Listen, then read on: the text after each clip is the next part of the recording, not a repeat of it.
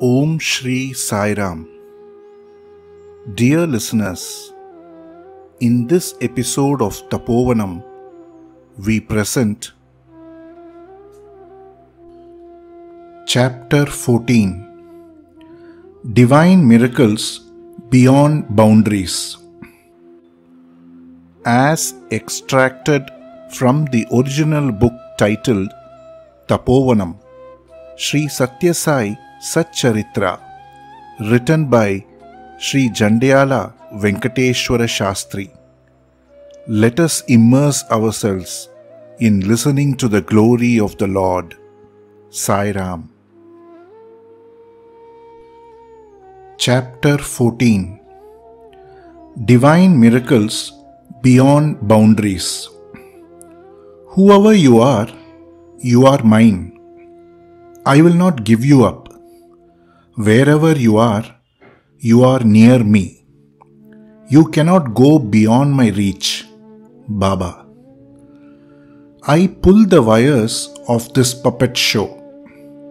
Wherever you may be, remember that the string attached to your leg is in my hand, said Sri Sai Baba of Shirdi. Sri Sathya Sai Baba is demonstrating that he is using the strings to draw people to his feet like drawing little sparrows. The Eternal Saviour. John Hislop and the Image of Jesus. This is the story of Dr. John Hislop of Mexico. Ever since his 16th year, he was attracted to spiritual pursuits. He was an earnest aspirant who was deeply engaged in the search for truth. He came into contact with eminent personalities and spiritual thinkers like Dr. Annie Besant, Jiddu Krishnamurti, Paramahamsa Yogananda, Maharishi Mahesh Yogi, Swami Sivananda, and experts in the Buddhist system of Vipassana, and for years progressed in the path of spiritual inquiry following their guidance. But at the end of it all, he realized that the sweet fountain of love in his Western heart had gone dry, and it held now nothing but dreadful emptiness. In 1968, he heard for the first time about Sri Sathya Sai Baba, came down to Puttaparthi and had his darshan. At the very first sight of Baba, he sensed that he was the root of all spiritual wisdom and awareness. He clearly felt that God himself had entered his heart as love, and that abiding love was truly Baba. As a result of his elevating experience, he could develop the rich insight of viewing the whole universe as suffused with love. On the eve of Shivaratri in 1973, Baba took Hislop and some others into the Bandipur forest in the district of Mysore. By about noon, they reached the guest house in the forest. At dusk, with the help of some forest dwellers who acted as guides, they walked a long distance until they reached the sands of a mountain stream. They sat in the sandbed of the river for rest. Swami picked up two small green branches of a bush, placed one across the other in his palm, and asked Hislop what it was. Hislop said it was the cross. Swami closed his palms over it and gently blew 3 times on it. When he opened his palms, the cross bore the image of Jesus. He gave it to Hislop and said, "This is exactly how Jesus Christ looked at the moment he gave up life." It does not look at all as imagined by painters or as described by writers. He had no food for 8 days. His stomach was empty and drawn inwards. His body became dry and his ribs became prominently noticeable. Hislop stared at the cross in speechless wonder. Baba went on, "This cross is actually made out of the same wood of the original cross on which Jesus was crucified. It took me some time to search for and find that 2000 years old wood. Every bit of the original cross has disintegrated and merged with the constituent elements. I had therefore to gather these elements, and when I had collected enough to make this cross, I materialized it. The image of Jesus as you see on this cross is the same as the one at the time of his death." After a few weeks, Hislop and his wife went back to Mexico. As the image on the cross was very tiny, the facial features of Jesus were not clearly visible. Walter Wolf, one of Hislop's friends, took several color photographs of the image of Jesus part by part, enlarged them, and made a larger picture out of them. The finished picture was extraordinarily touching, arousing boundless kindness and compassion. The photographs were all arranged on a table so as to reveal the intricate and minute carving on the image. Viewers wondered at the creative power of Bhagavan Sri Sathya Sai. Until that day, the sky was absolutely clear all along the Mexican coast. But all of a sudden, without any warning, a terrible lightning flashed amidst dark clouds. Strong winds gathered speed in a few moments and threatened to smash the window panes. Door curtains were flying. In the midst of this chaos that developed all of a sudden, Mrs. Hislop recalled, "It is now 5 p.m. and today is Friday, the same day and time of Christ's death by crucifixion. What is happening now before our very eyes had been described in the Bible too." She produced a copy of the Holy Book and read the relevant section. At the moment Jesus died on the cross, there was a great storm with thunder and lightning filling the sky. The decorated hangings of pictures and photographs on the wall in the room flew away. Everyone present there in the home of Hislop felt delighted at witnessing a phenomenon too wonderful for their imagination. On the next day, the San Diego Tribune reported the heavy storm that had suddenly occurred quite unexpectedly. Hislop and his friends felt that there must be some sort of relation between the sudden reoccurrence of the out-of-season storm that had reportedly occurred 2000 years ago and the cross materialized by Bhagavan Sai Baba. When Dr. Panibanda reported this incident to Swami, he confirmed that the incidents had actually occurred and that they were truly related as guessed by Hislop and his friends. Indra Devi. Born a Russian, Indra Devi had mastered yoga from India. She discarded her original Russian name, Dr. Mrs. Koiner, and assumed the Indian name of Indra Devi. She used to teach yoga in her ashram in Tecate in Mexico. When she was 60 years old, she happened to meet Howard Moffat in Madras and heard from him for the first time about Sri Sathya Sai Baba. She was not particularly impressed. Once while in Mumbai, she happened to see the treatise Bhrigu Samhita, which was in the possession of Chaya Shastri Kantilal Pandya. She looked for and found what was written about herself in that book. She read, "Because of the punyam accumulated in your earlier lives, you are about to have darshan of some exalted personage. Even at this moment, you are under his protection."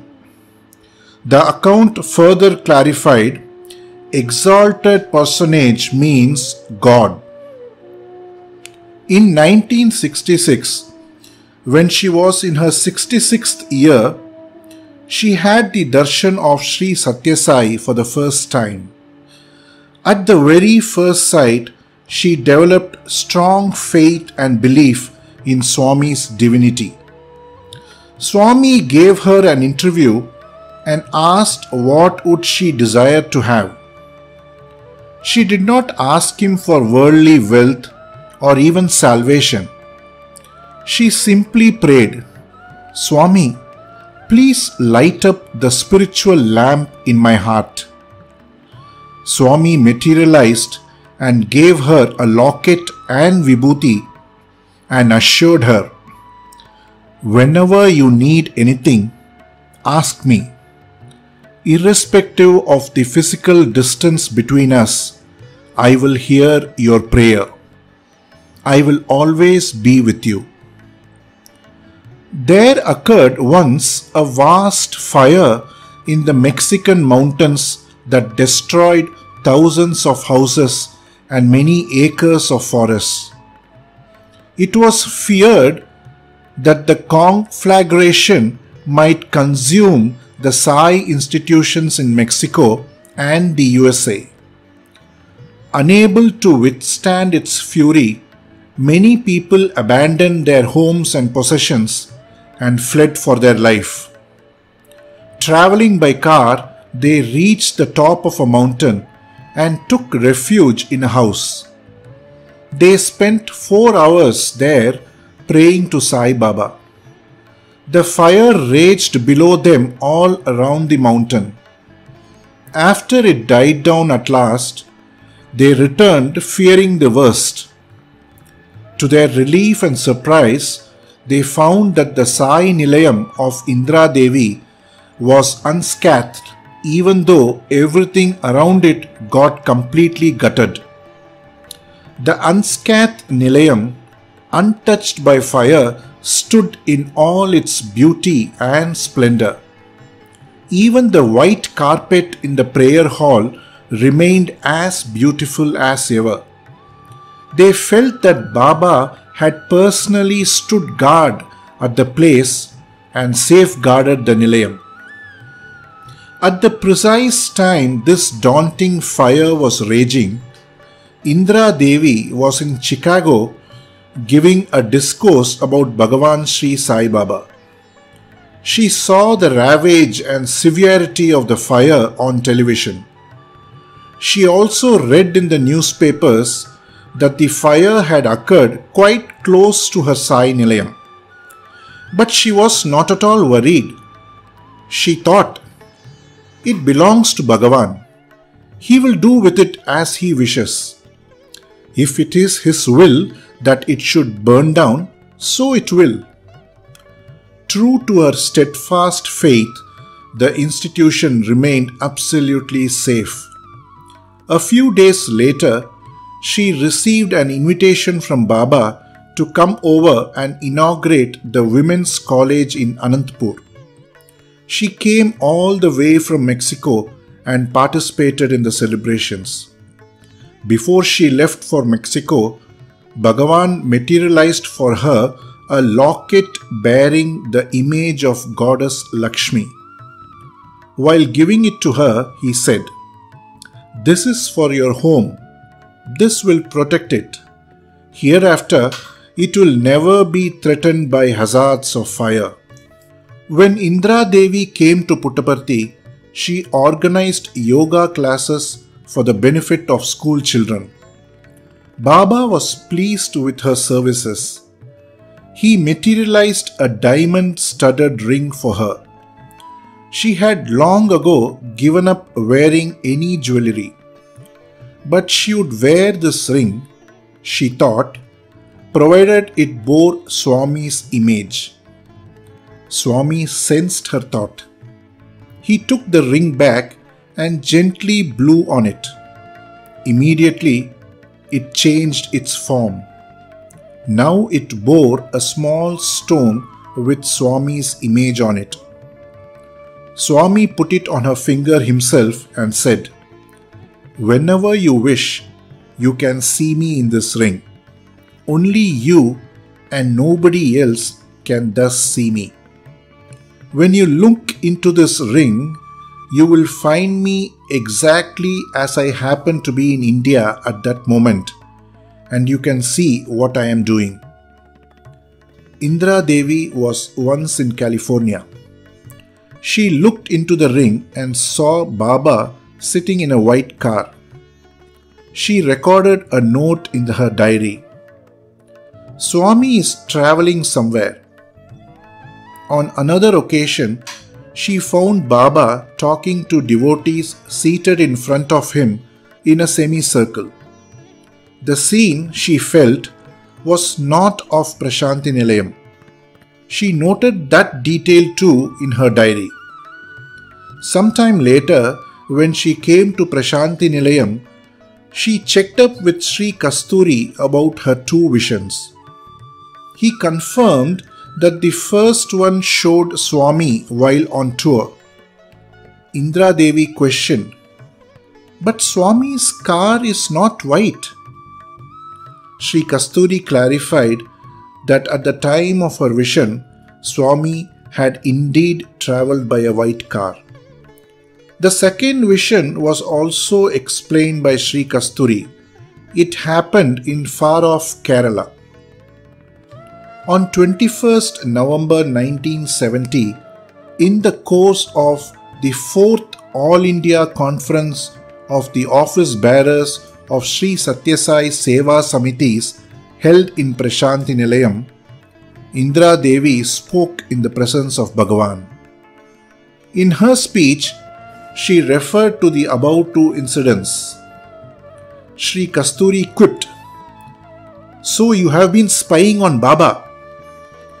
Sai Baba as well as the entire audience burst into laughter. Indra Devi rendered invaluable service to spread Swami's message in the USA through films, books and lectures. During her campaign, she faced an unexpected problem. Those who attended her gatherings began to request for Vibhuti materialized by Swami. On her next visit to India, she mentioned this to Swami. Suddenly, a beautiful silver container with a lid materialized in Swami's hand as if someone handed it over to him from above. Swami showed it to her and said, "This is a container of inexhaustible Vibhuti. You may distribute any amount of Vibhuti from this. It will never run out." He emptied the entire quantity in it on a piece of paper and gently tapped it. It got filled up again with fresh Vibhuti. As he handed over the silver container to Indra Devi, he directed her to use the Vibhuti from it for healing the sick. Thereafter, whenever sick persons came to her, she used to tell them about Swami's glory and give them some quantity of the holy ashes. This simple treatment restored many to sound health. When Indra Devi came to Puttaparthi for the Shivaratri festivities in 1969, Swami invited her Walter Cowan, his wife Elsie Cowan, and some others into the interview room. After some discussion on spiritual matters, Swami materialized a beautiful rosary containing 108 pearls and showed it to them. Everyone was anxious to see whom Baba would present it. Baba said, "This is no ordinary rosary. It is extremely potent. It can heal every chronic disease. This is very essential for the service which Indra Devi is doing." The precious rosary was presented by Baba to Indra Devi. She was in tears of joy. "Swami, will it heal any and every disease?" she asked. Baba replied, "Except those caused by evil karma inherited from earlier lives, it heals every disease. Even I will do nothing for those who suffer from inherited karma." Attendance at the bhajans in Indra Devi's yoga center began to grow. Many of them used to press her to initiate them into some sacred mantra. Unable to cope with such insistence, she once took her problem to Swami. He advised her, "The most potent of all mantras is Om. But as you know, it cannot be given to any and every person. When someone asks for initiation into mantra, look at me in your ring and ask me. Whatever mantra comes to your mind at that moment, give that to the seeker. It shall become the mantra coming from me." With these words, he granted her the spiritual authority and competence to initiate devotees into holy mantra. Indra Devi was blessed thrice over. Firstly, she was blessed to be able to have Swami's darshan any time of her choice. Secondly, she was blessed with the power to heal the sick. And thirdly, and most importantly, she was blessed with the spiritual authority to initiate aspirants into mantra.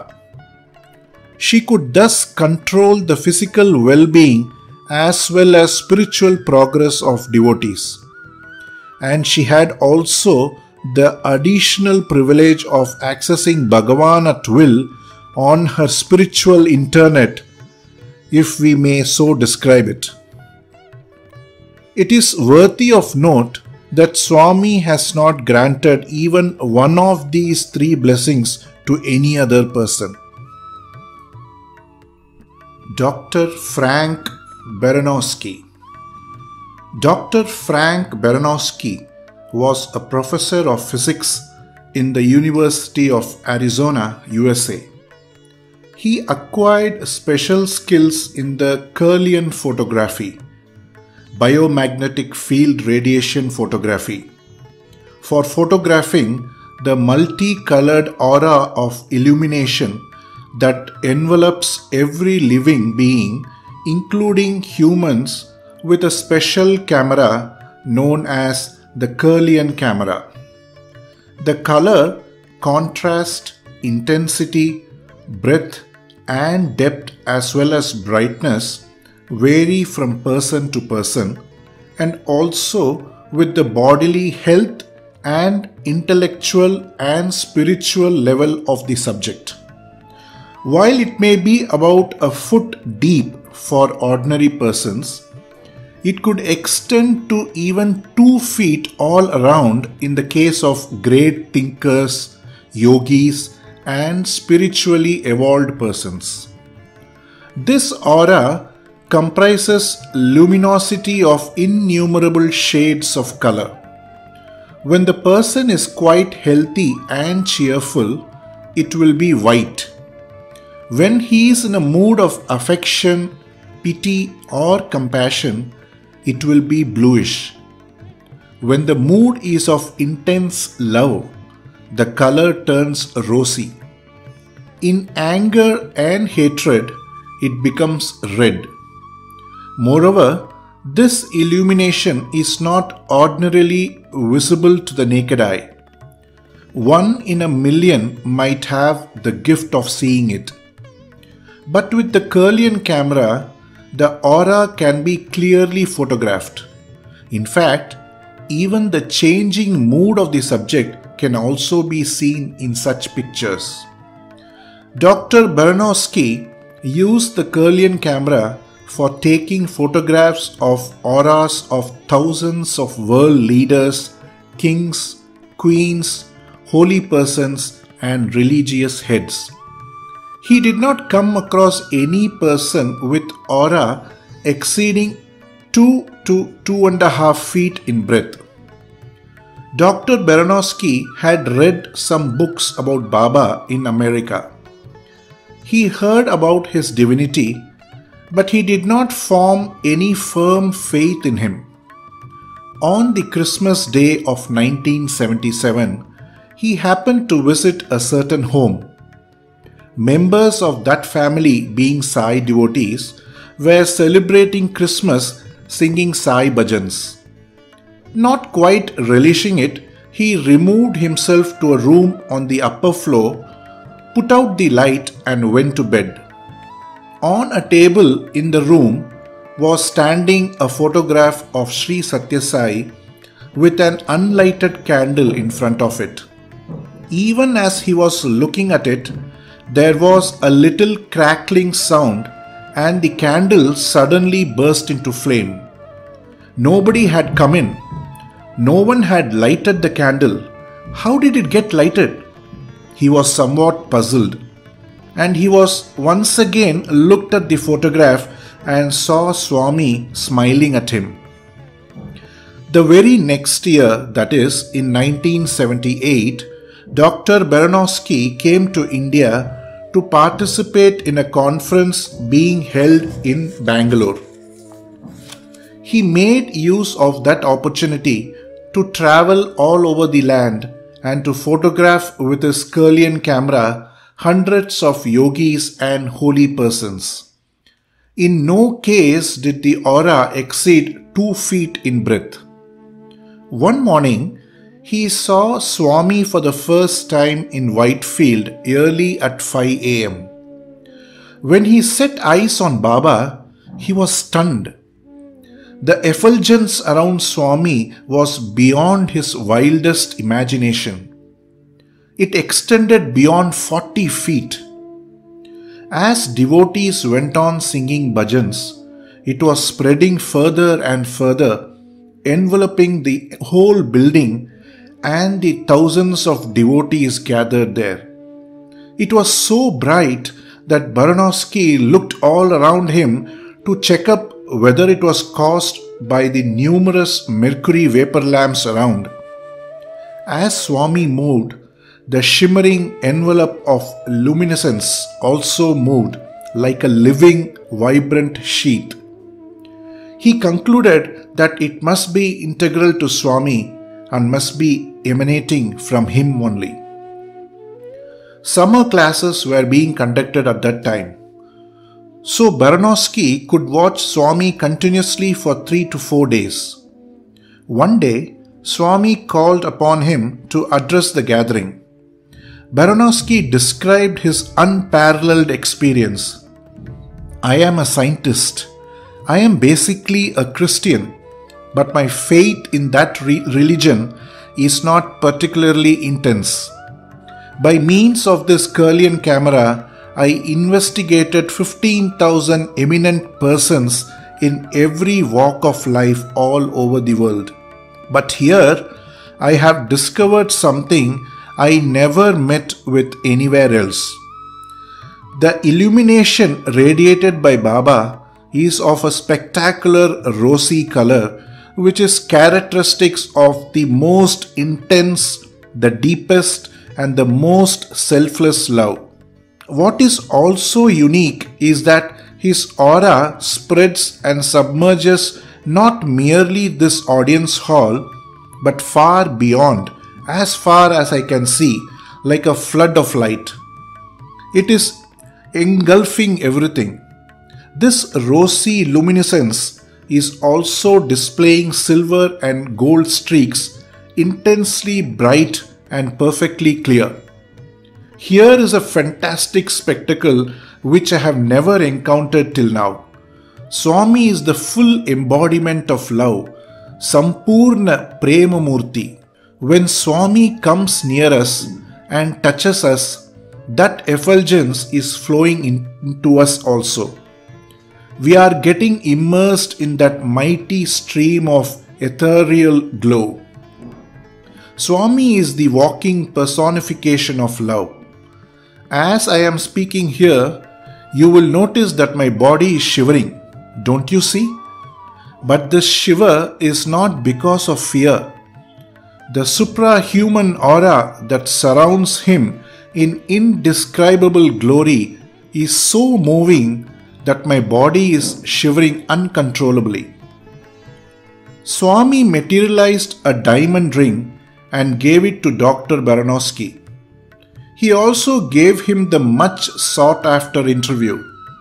Swami spoke about his month-old grandson and told him, "The day you return to America and reach home, your grandson will be subject to a surgery.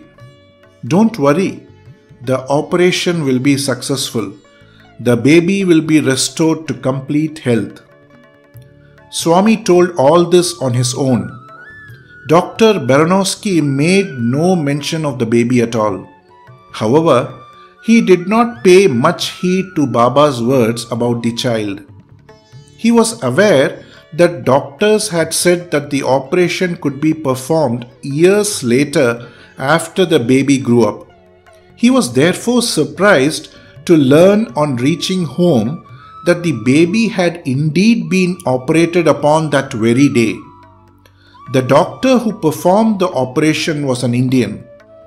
Dr. Baranowski told him all that he had experienced in Puttaparthi and showed him the diamond ring presented by Swami. As Swami had assured him, the baby soon got well. Dr. Baranowski was surprised at Swami's Sarva Jnanatva, that is, total awareness of past, present and future. In fact, Dr. Baranowski was the disciple of Ulf Messing, a Russian philosopher. Ulf got interested in spiritual aspects of life even at a very young age, and at the age of 15, he began his search for spiritual knowledge. In the process, he came to India in 1936 and was travelling on a train to Anantapur. At the Kamalapur railway station, he was amazed to see the young Sathya Sai Baba, who was barely 10 years old. But Ulf noted the unfathomable aura around the boy and exclaimed, "What a divine personality he is!" Ulf followed young Satyam to his home but could not meet him. On his return to Russia, Ulf set up a training center to train young people in the use of Kirlian camera, and before his death asked one of his students, Dr. Baranowski, to go to India and study Sai Baba. Dr. Baranowski was amply blessed. He was given the unusual opportunity to investigate Swami's divine power with his scientific equipment. And fully convinced by what he found, he proclaimed the same to the whole world with the deepest conviction. Dr. Art Ong Jumsai. It was around 1945. The Second World War had not ended yet. Bhagavan Sri Sathya Sai materialized himself in front of a house in Bangkok. He called the lady of the house, gave her some vibhuti and told her to sprinkle it all over the roof of her house and disappeared. He spoke in her own language. She saw that the powder given to her looked like white sand. She did not, however, disregard his words and sprinkled it all over the roof of her house. Within a few minutes, an air raid took place. All houses in the neighborhood, except hers, were destroyed with bombs bombarding all over. Otong Jumsai na Ayodhya was a young boy in the family. In due course, Otong became a student of science. He obtained a doctorate degree from the Imperial College of Science and Technology. He worked as an advisor to some ministers in his country. He rose high in the professional echelon. In 1971, NASA of the USA advertised for the post of a scientist in connection with its project of sending an unmanned space vehicle to explore Mars. Otong applied and got the job. The project was to land a vehicle safely on the surface of the planet, overcoming all odds, and to collect material from the planet's surface for investigation in NASA. Otong was given the task of planning and designing the equipment needed. Arrangements were made to build a model of Mars in the laboratory with similar characteristics, a model of the rocket and the surface lander, and to carry out investigations. Funds required for the entire project were to be provided by NASA. In a few months, Otong was able to develop the needed equipment that was to be tested in the laboratory. But, as had earlier been feared, the landing unit burned off as soon as it entered the Martian atmosphere. After some more months, Otong built another, but that too met with the same fate. It went on for several times. The whole project seemed doomed. Enormous outlays of money went to waste. Poor Otong did not know what to do. He felt terribly depressed. Finally, he could make a successful one. It successfully completed laboratory tests without any hitch. A life-size rocket, which was named Viking, was readied and in due course launched. It was successful and samples of materials from the Martian surface could be obtained. Otong realized that more than his own efforts, it was an invisible hand that helped him in his success. Following this, he abandoned the pursuit of science and busied himself with the search for God. Together with his mother, he came to India and arrived in Whitefield.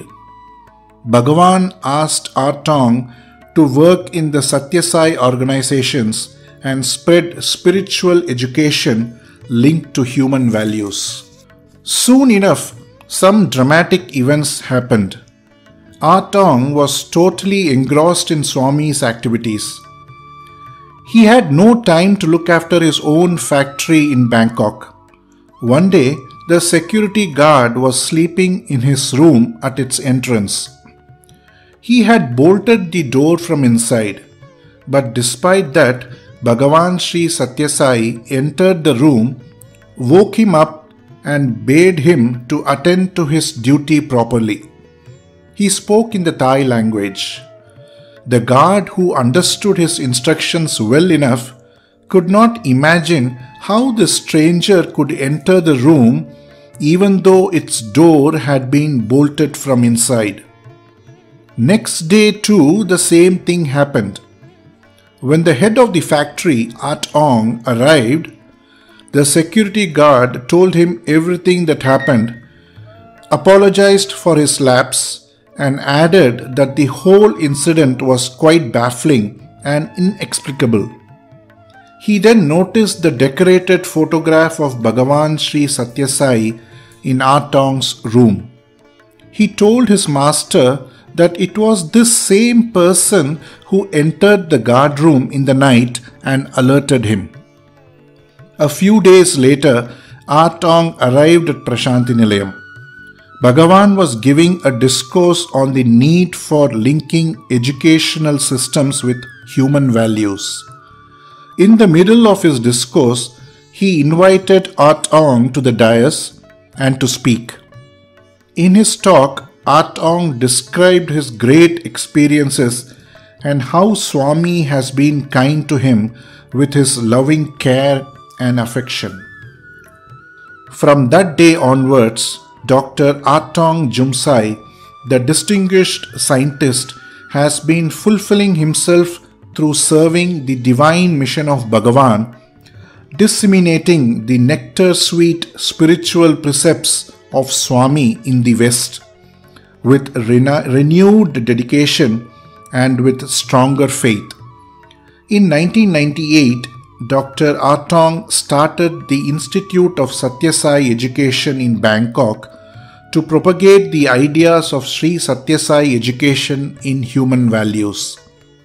The institute has organized an international conference in September 2000 on strengthening values education in Prashanthi Nilayam, in which 650 educators from as many as 78 countries of the world participated.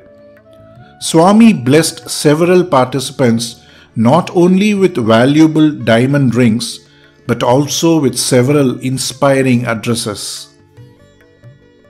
Be happy. That is the only thing I ask of you. John Sinclair was a multimillionaire belonging to the state of Connecticut in the USA. At one stage of his life, he was caught in a maze of business problems that destroyed his mental peace. One night, as he sat in his room, he prayed to God, "I do not know where you are and what you look like. I know only one thing, that is, that you do exist. Please help me." He prayed most earnestly and in total surrender. From then on, he began to notice that God's invisible hand was protecting him. One day, he felt he noticed someone walking through the inner hall in his home between 2 a.m. and 3 a.m. He stared steadily. The person stood unmoving. John Sinclair did not understand who he was and what was he there for. But he could recognize that he experienced some vague sense of happiness and joy that was indescribable. In a similar manner, he had the same vision on another night. He was sure that it was no dream. It was starkly real. Sinclair went to the spiritual center in New York and mentioned his recent experiences to someone there. The person said, "Just a minute please," went inside and returned with a small packet of vibhuti in his hand, and as he gave it to Sinclair, uttered, "Sairam." He also spoke at length about Bhagavan Sri Sathya Sai and assured him that it was Swami who had given darshan to him. Sinclair was deeply touched. He was but a mere businessman in far-off America. His knowledge of anything spiritual was next to nothing. He had not read even a single book about Sri Sathya Sai Baba. Yet the Lord had visited his home in person and granted darshan to an insignificant person like him. In his mind, he fell at the lotus feet of Swami at that moment. His heart began yearning for Bhagavan's grace and for Bhagavan's love.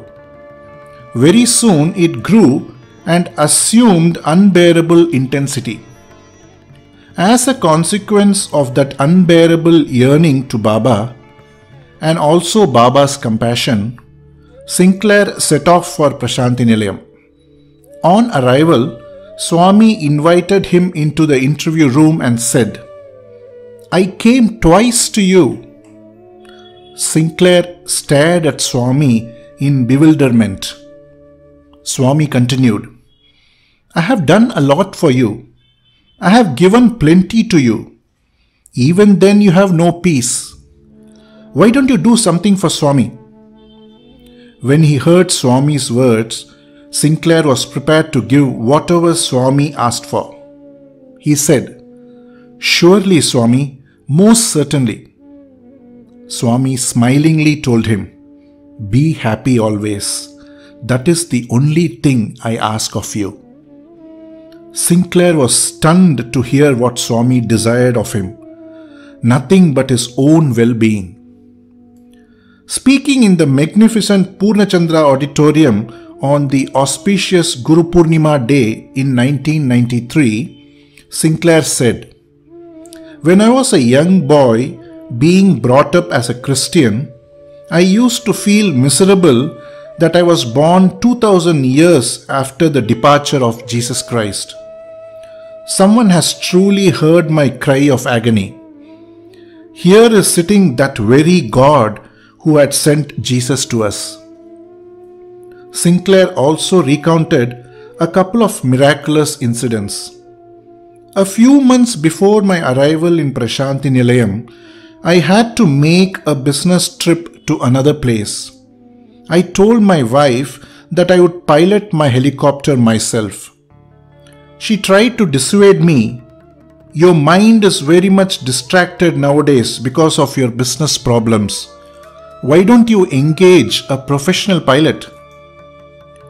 Sathya Sai Baba is too busy to sit with you all the time to protect you, as if he were to protect you only all the time. He has got far too many people to look after.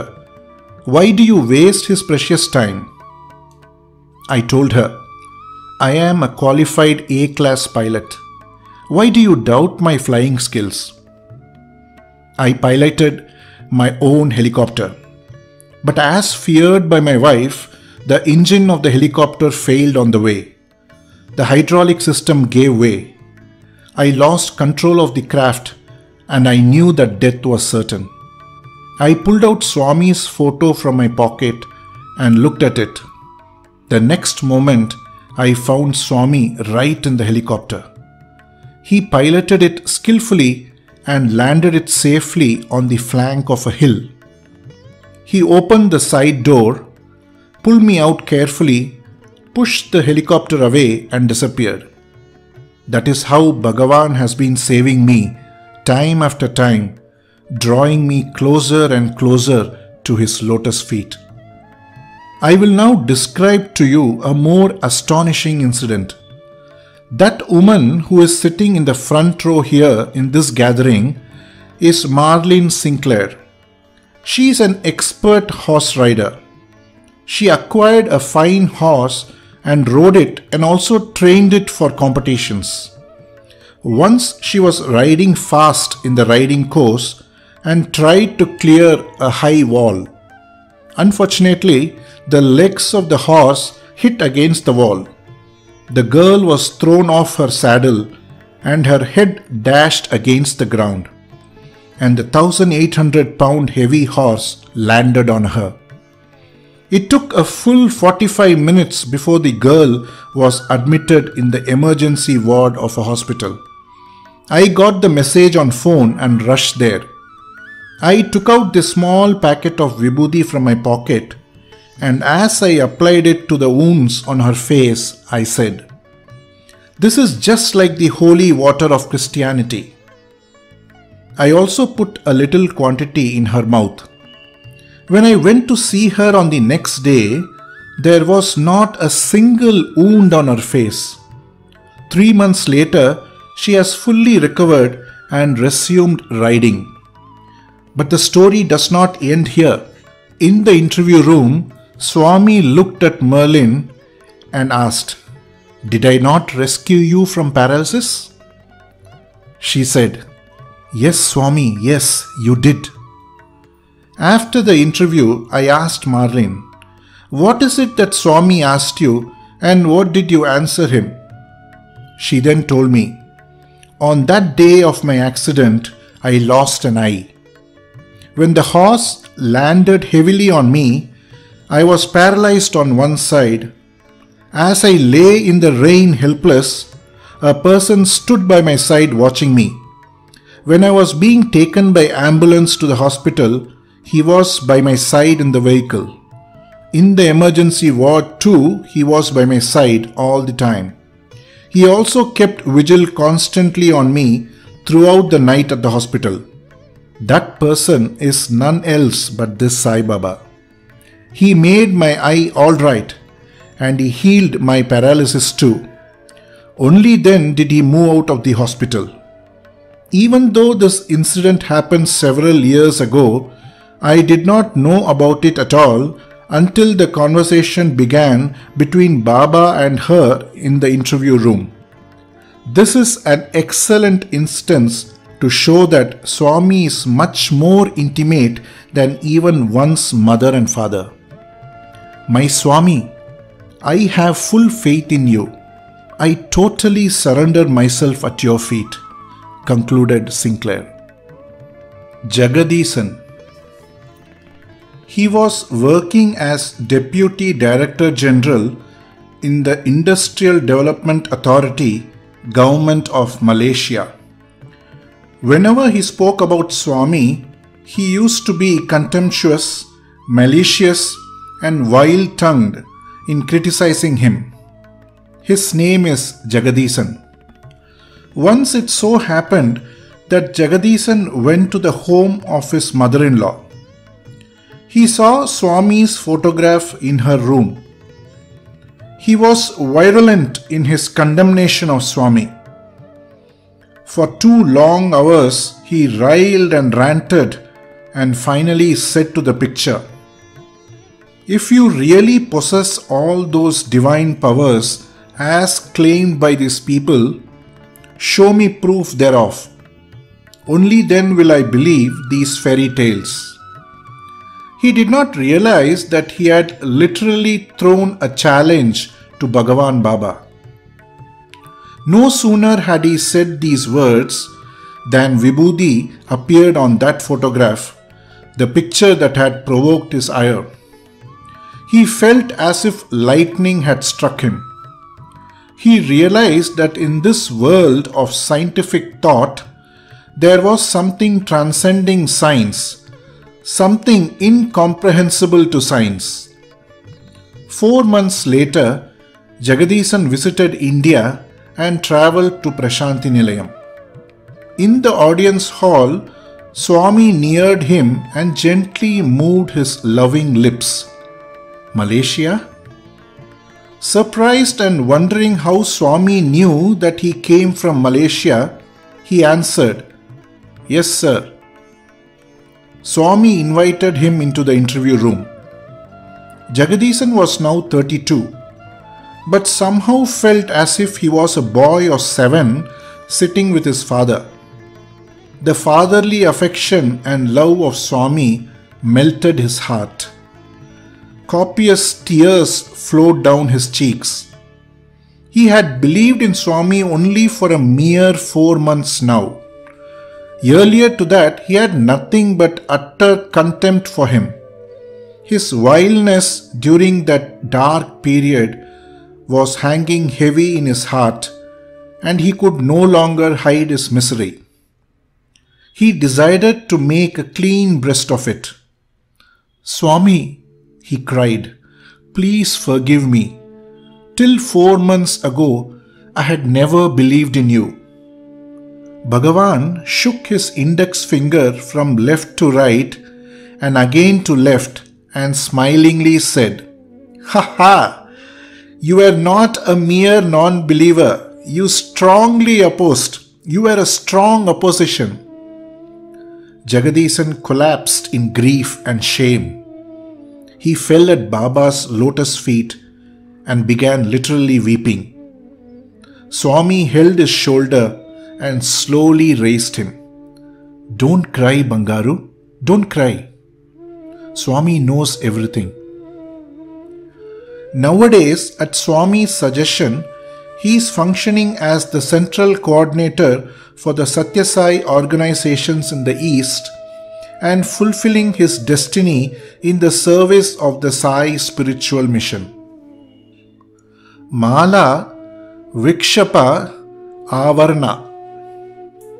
In one of his discourses, Swami pointed out that man is gifted with intelligence and discernment. Yet he is not able to recognize his true self. The reason for this, said Swami, is the cumulative effect of the deeds, that is karma, done in previous lives. Because of good deeds, that is Satkarma, one takes birth as a human being. However, if in this human birth a person indulges in doing evil like adultery, thievery, untruthfulness and so on, the consequences too will be evil. These are of three types of evil nature: Mala, Wikshapa and Avarna. These obscure the spiritual vision of man and prevent him from recognizing the glorious form of his own true self. Swarupa Jnana. Swami then proceeded to elaborate what Mala, Wikshapa and Avarna mean. Mala is the cumulative effect of the evil deeds done during previous lives. As an instance in point, here is a story. A diamond merchant was going on a business trip. He travelled on horseback, and as he rode fast, his bag containing diamonds dropped on the ground unnoticed. Two friends travelling behind him found it. At the sight of the precious diamonds, avarice took hold of their minds. Each wanted to grab it for himself. While the younger one kept watch over the bag, the other went searching for food. On the way, he got another vicious idea: to eliminate his friend altogether. Accordingly, he mixed poison in the food meant for his friend. He came back and told the waiting friend, "Dear younger brother, have your meal first, and while you eat, I will keep watch on the gems." The younger one had his own plans. As the elder one bent over, the younger brother dealt a savage blow on his neck with a heavy sword. Jubilant that he was now the sole master of the gems, he ate his food with relish. But as it had been contaminated, he too died of poison. Although the two friends did get hold of the precious diamonds, they could not derive any benefit therefrom. It is Mala that led them to evil conduct. The root cause of Mala is evil thought and evil deed, which can be destroyed only through incessantly remembering and thinking of God. There is no other way. Next is Wikshapa, which means lack of steadiness of mind. Ramakrishna Paramahamsa was serving as priest in the majestic temple of goddess Kali in Dakshineshwar. That temple had been built by a pious lady called Rani Rasamani. She visited the temple one day and asked Ramakrishna to sing a song in praise of Devi. While he sang, devotees including Rasamani were moving their heads in tune with the song. Paramahamsa suddenly stopped singing and gave a resounding slap on Rasamani's cheek. He scolded her, "Your body is here, but your mind is elsewhere, on property litigation in the High Court in Calcutta." She was noble and devout, so she took her chastisement in proper spirit as a deserved punishment for her unsteadiness of mind, that is, Wikshapa.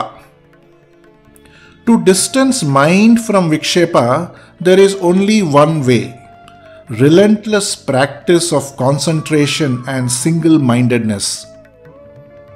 Now comes Avarana. I am a student, I am a teacher, I am a Brahmin, I am a Kshatriya, I am a woman, I am a man, and so on. In this manner, a person falls into delusion. I am this body. Ignorance, that is ajnan, of this kind is avarana. If you meditate deeply and with discernment, vivek, you will soon realize that you are neither a student nor a teacher, nor a Brahmin, nor a Kshatriya, nor a female, nor a male. The reality, the truth is, you are the embodiment of Atma. To recognize this reality is to get over avarana. A pregnant tigress was crossing a river when she suddenly gave birth to a cub. The mother was swept away by the rushing waters, but the cub reached dry ground somewhere downstream and joined a herd of sheep. Mixing with the sheep day after day, in the course of time, it totally forgot its true identity of a tiger. It ate grass as the sheep did. It bleated like the sheep. It completely lost consciousness of its natural and inherent strength and capability. Sometime later, a tiger attacked the herd and noticed the tiger cub in the midst of the herd and was surprised to see it behaving just like a sheep. The tiger caught hold of the cub and dragged it to a water pool. It pointed to the cub's image in the water. Look, you are not a sheep, you are a tiger. Recognize your true identity. Only then could the cub learn the truth. The only way to remove avarana is through total surrender to God. Daivarpana. In his discourses, Swami addresses us as Divya Atma Swarupulara, which is embodiments of the divine Atma. He is thus time and again reminding us of our true identity. He is constantly exhorting to each one of us. You are not merely a body of flesh and blood. You are the embodiment of Atma. We realize that Mala, Wikshapa and Avarana can be got rid of by constantly having Swami's name dance on our tongues. That is, by chanting his name all the time, firmly seating Swami on the altar of our heart, and leading spiritual pure lives with the spiritual enlightenment Swami is blessing us with.